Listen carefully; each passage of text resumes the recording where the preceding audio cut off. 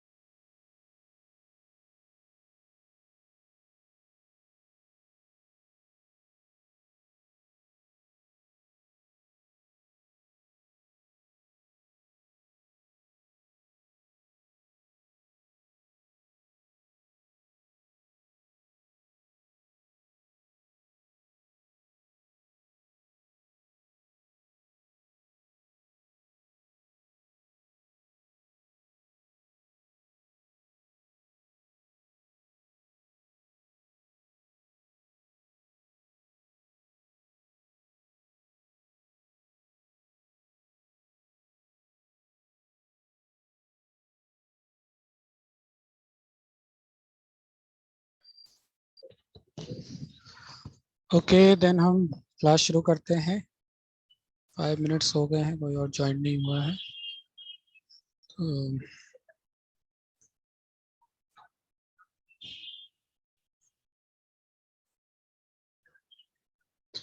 Divya screen share हो रही है? यस सर, हो रही है।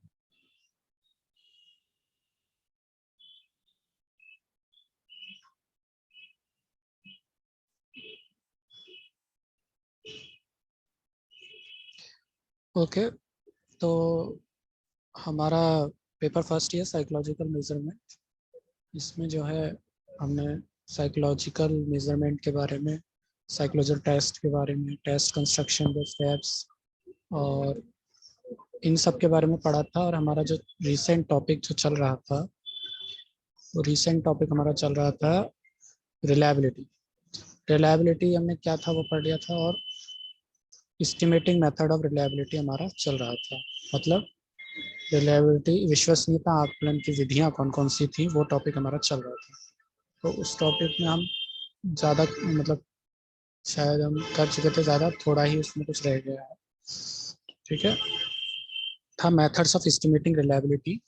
4 मेथड से हमारे: टेस्ट, रीटेस्ट मेथड, परीक्षण पुनर्परीक्षण विधि जिसको बोलते हैं।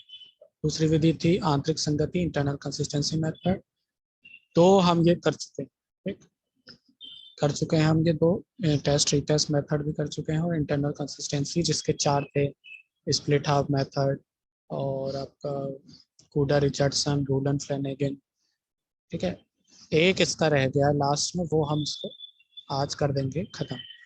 ठीक, फिर है आप थर्ड पैरेलल फॉर्म मेथड, समांतर फॉर्म विधि, और फोर्थ है स्कोरर रिलायबिलिटी, प्राप्तांक लेखक विश्वसनीयता इसको बोलते हैं।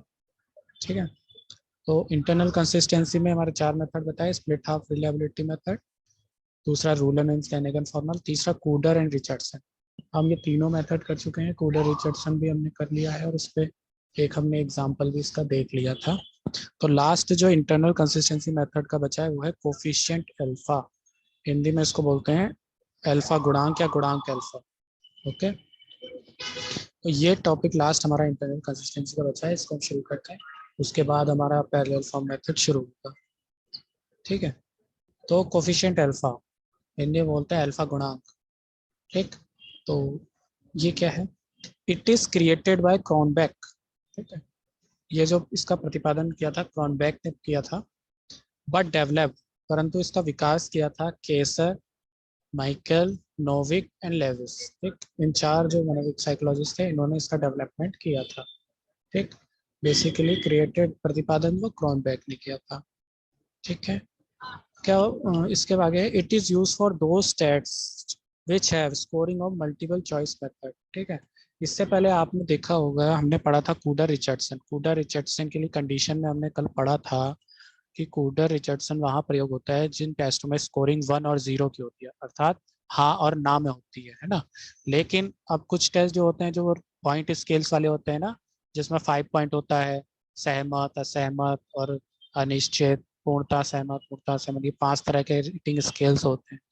तो उन टेस्टों की रिलायबिलिटी कैसे निकाले, तो ये जो कोफिशिएंट अल्फा है उन्हीं टेस्टों की रिलायबिलिटी निकालने के लिए यूज होता है। ठीक है, तो it is use for those test which have scoring of multiple choice method, जिसमें बहुविकल्पीय जो विधियां होती हैं, बहुविकल्पीय विकल्पीय मेथड से जो टेस्ट बने होते हैं, उनका जो आंकलन होता है वो इस विधि से होता है। समझ में आ रहा है दिव्या? Yes sir. ओके, ठीक है, तो हम आगे इसको देखते हैं। ठीक, कोफिशिएंट अल्फा फॉर्मूला। अब कोफिशिएंट अल्फा का फॉर्मूला क्या है? ठीक है, इसका फॉर्मूला है अल्फा। अल्फा का सिंबल मुझे इसमें मिल नहीं रहा था लैपटॉप में, तो मैंने अल्फा ही लिख दिया। अल्फा का सिंबल होता है वो इन्फिनिटी की तरह होता है, इन्फिनिटी का थोड़ा आधा होता है। ठीक है, तो यस सर, अल्फा, देखा है। हाँ हाँ, तो alpha equal to N upon N minus one H D square minus sigma H D square upon H D square. ठीक है, ये सारा कुछ जो है, जो फॉर्मूला है, ये ज्यादातर कूडर रिचर्डसन से मिलता जुलता है, बस इसमें जो एक स्टेप, एक पद है वो नहीं मिल रहा है, वो है सिग्मा एच डी स्क्वायर।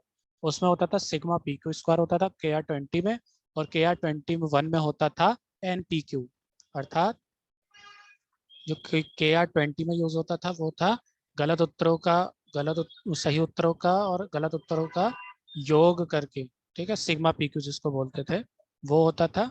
और और जो के आर 21 में यूज होता था वो था एन पी क्यू, मतलब गलत उत्तरों का औसत और सही उत्तरों का औसत, और वो यूज होता था। पर इसमें क्या होता है, इसमें होता है सिग्मा एच डी स्क्वायर। ठीक है, तो जो इसमें आप देखना N upon N one, N minus one है, ये एन तो हो गया टोटल नंबर्स की, कितने हमारे जो है टोटल नंबर्स के आइटम्स है। ठीक, एच डी स्क्वायर है, ये है पूरे टेस्ट का मानक विचलन का वर्ग, जिसे प्रसरण बोलते हैं। ठीक है, मतलब ये जो पहला एच डी स्क्वायर है और जो नीचे वाला एच डी स्क्वायर है, ये है आपका पूरे टेस्ट का प्रसरण। ठीक है, पर ये जो सिग्मा एच डी स्क्वायर है, जो सिग्मा एच डी स्क्वायर है, ये है प्रत्येक एकांश का प्रसरण। ठीक है, और उसका योग। ठीक, तो मैंने लिखा हुआ है सिग्मा एच डी स्क्वायर जो है वो total of variance of every item. ठीक, प्रत्येक एकांश का प्रसरण निकाला और उनका टोटल कर दिया। ठीक, तो ये होता है। तो ज्यादा कुछ इसमें आपको याद रखना नहीं है। बेसिकली क्वेश्चन जो आएगा, अगर आएगा आंतरिक संगति विश्वसनीयता बताइए, तो आप उसको पहले बताएंगे, फिर उसके चार टाइप जो बताएं आपका स्प्लिट हाफ हो जाएगा, और स्प्लिट हाफ बता देंगे, और रूलन फ्लैनेगन फार्मूला बता देंगे, कूडर रिचर्डसन बता देंगे, और ये कोफिशिएंट अल्फा। तो मतलब बेसिकली जो है इस पे आधारित जो है क्वेश्चंस नहीं आते हैं, जो मतलब थ्योरेटिकल पार्ट नहीं है, वो सॉरी न्यूमेरिकल पार्ट नहीं आता है। बेसिकली अगर इंटरनल कंसिस्टेंसी पूछेगा तो आप ये चार टाइप बताकर इनके केवल फॉर्मूला बता देंगे तो काफ़ी है। मतलब बेसिक बेसिक आपको याद होना चाहिए, इसके कहने का ये मतलब है। ठीक है, तो यही है कि कोफिशिएंट अल्फा का जो फॉर्मूला है n/n-1 SD² minus sigma SD² upon SD²।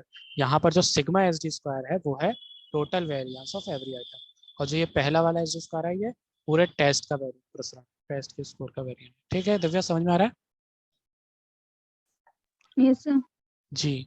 तो हमारे यहाँ पर इंटरनल कंसिस्टेंसी मेथड के जो 4 टाइप्स थे, स्प्लिट हाफ एंड आपका रूलन फ्लेनेगल, कूडर रिचर्डसन और कोफिशिएंट अल्फा, ये हमारा पूरा हो चुका है।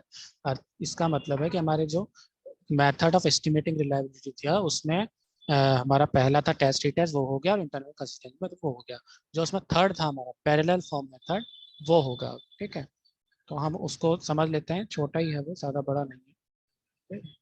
तो आपका है अगला टॉपिक पैरेलल फॉर्म मेथड। ये हमारे मेथड ऑफ एस्टिमेटिंग रिलायबिलिटी का थर्ड पॉइंट है। ठीक है, पैरेलल फॉर्म मेथड।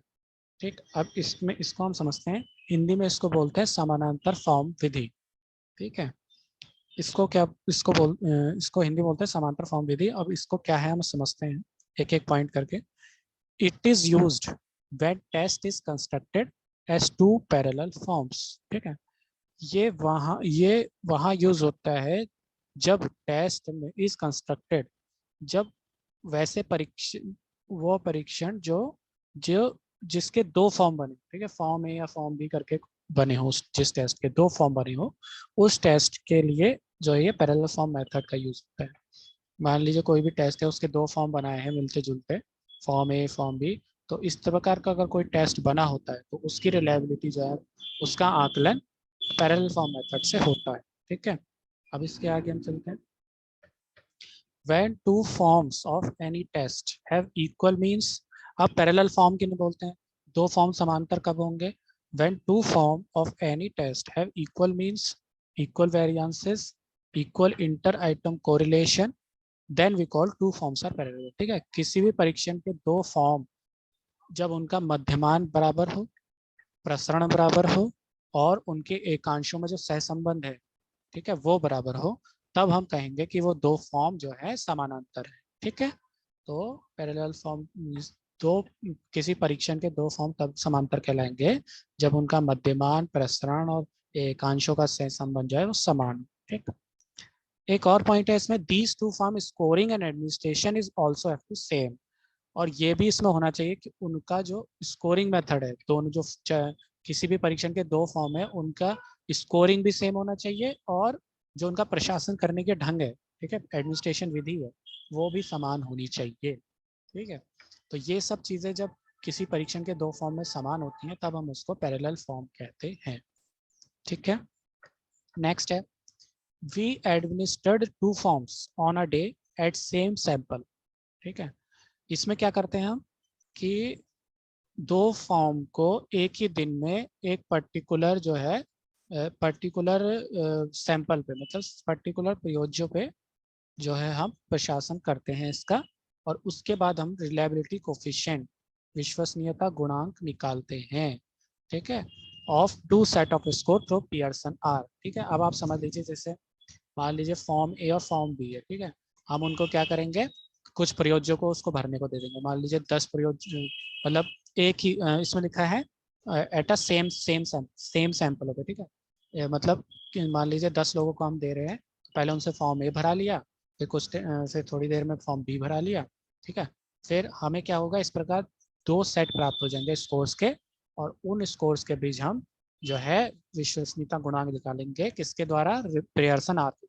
ठीक है, पियर्सन आर विधि द्वारा जो है उसका कोफिशिएंट, रिलायबिलिटी, विश्वसनीयता गुणांक निकाल लेंगे। ठीक, तो इसमें क्या कर रहे हैं हम, मतलब एक ही समय में हम एक ही सैंपल पे दोनों फॉर्म को हम प्रशासन करवा के हमें टू सेट स्कोर प्राप्त हो जाएंगे, और उनका हम उनके बीच हम कोरिलेशन देख लेंगे, तो हमारी रिलायबिलिटी उनकी निकल जाएगी। ठीक, अब इनमें से क्या कहते हैं, it is called parallel form reliability immediate. ठीक है, जो इस तरह से निकालने पे जो हमें विश्वसनीयता प्राप्त होगी उसे हम कहते हैं समांतर फॉर्म विश्वसनीयता तत्कालिक। ठीक है, इमीडिएट। ठीक है, इस तरह से अगर हम निकालते हैं उस पैरेलल फॉर्म का विश्वसनीयता, तो हम उसे कहेंगे समांतर फॉर्म विश्वसनीयता तत्कालिक, मतलब इमीडिएट वाली। ठीक है, और एक इसका दूसरा तरीका भी है। ठीक, अब दूसरा तरीका क्या है, जो हम टेस्ट में करते हैं ना, टेस्ट में जैसे करते हैं, उसमें एक ही परीक्षण होता है, एक को हम 14 दिन के अंतराल में करते हैं, परंतु यहाँ पर हमारे पास 2 फॉर्म है। तो यहाँ इसमें क्या करेंगे, When we take 14 days gap between two form, जब हम 2 फॉर्म के बीच में 14 दिन का गैप करते हैं, गैप करके उसका प्रशासन करते हैं और फिर उसके बाद उसकी रिलायबिलिटी हम निकालते हैं, तब उसको कहेंगे पैरेलल फॉर्म रिलायबिलिटी डिलेड।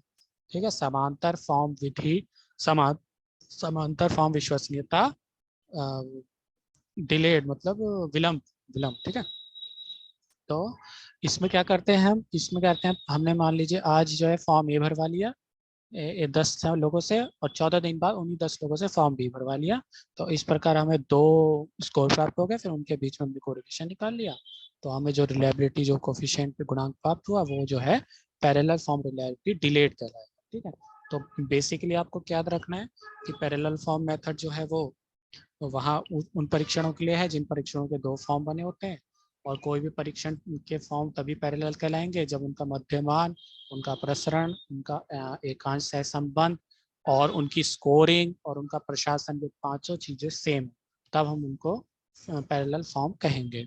और इसके 2 तरीके होते हैं एडमिनिस्ट्रेट करने के, कि हम दोनों फॉर्म को एक ही दिन पे एक ही प्रयोज्यों पे करवा दें, फिर उनको हमें जो 2 सेट ऑफ स्कोर प्राप्त होंगे उनके बीच हम लोग कोरिलेशन निकाल लेंगे पियर्सन आर से, और तो है तब उसकी विश्वसनीयता निकल जाएगी।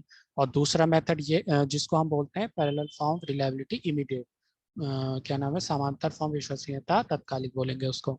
और दूसरा तरीका यह है कि हम फॉर्म ए को एक दिन भरवा लें और फिर उन्हीं सैंपलों पे 14 दिन बाद दोबारा फॉर्म बी को भरवा लें, फिर हमें इस प्रकार 2 सेट प्राप्त हो जाएंगे, फिर उनके बीच हम कोरिलेशन देख लेंगे और जिसे हम बोलेंगे समांतर फॉर्म विश्वसनीयता विलंबित। ठीक है, समझ में आ गया दिव्या? Yes sir. ओके, ठीक है। तो हमारा जो बेसिकली है रिलायबिलिटी के test test, internal consistency method और पैरेलल फॉर्म मेथड, 3 मेथड हम कर चुके हैं। ठीक है, नेक्स्ट क्लास में हम जो इसका लास्ट वाला है स्कोरर रिलायबिलिटी, ठीक है, प्राप्तांक लेखक विश्वसनीयता, वो करेंगे। और उसके बाद फिर हमारा जो नेक्स्ट टॉपिक शुरू होगा, फिर रिलायबिलिटी हमारा खत्म हो जाएगा। ठीक है दिव्या, समझ में आ गया? Yes sir. ओके, तो इसके बाद जो है thank you so much Divya आपको ज्वाइन करने के लिए। इसके बाद हम जो टॉपिक शुरू करेंगे उसको अगली क्लास में नया स्कोरर रिलायबिलिटी शुरू करेंगे, और उसके बाद हम नेक्स्ट टॉपिक भी उसका जो है शुरू कर देंगे। ठीक है, यस सर। तो 1 मिनट रुकना, मैं इसको सेव कर लेता हूँ। ओके, ठीक है, ठीक है Divya, thank you so much, you can leave. Yes sir.